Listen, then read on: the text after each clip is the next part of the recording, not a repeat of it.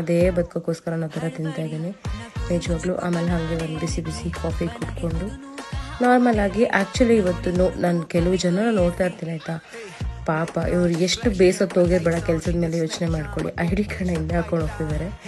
And ಇವತ್ತು ಇವ್ರದ್ದು last working day ತುಂಬ ಫೀಲ್ ಆಗ್ತದೆ. ಬಿಕಾಸ್ ತುಂಬ ಆಲ್ಮೋಸ್ಟ್ 1 ಇಯರ್ ಹತ್ತಿರ ನಮ್ಮ ಜೊತೆ ವರ್ಕ್ ಮಾಡ್ತಿದ್ಲು. ಅದಾದಮೇಲೆ ಇನ್ನೂ ಒಬ್ಬರದು ಲಾಸ್ಟ್ ವರ್ಕಿಂಗ್ ಡೇ ಇತ್ತು, ಅವ್ರದ್ದು ಕೇಕ್ ಕಟ್ಟಿಂಗ್ ನಡೀತಾ ಇತ್ತು. ಸೊ ಇವರೇ ಅವರು ಉತ್ತಮ್ ಅಂತ.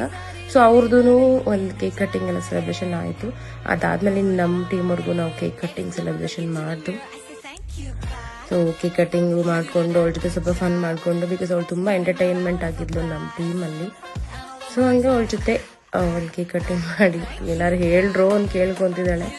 ಸರಿ ಅಂತ ಹೇಳ್ಕೊಂಡು ಅಲ್ಲಿಂದ ಮನೆಗೆ ಹೊರಟೆ. ಬಿಕಾಸ್ ತುಂಬ ಎಕ್ಸೈಟ್ಮೆಂಟಲ್ಲಿ ಹೋಗ್ತಾ ಇದ್ದೀನಿ.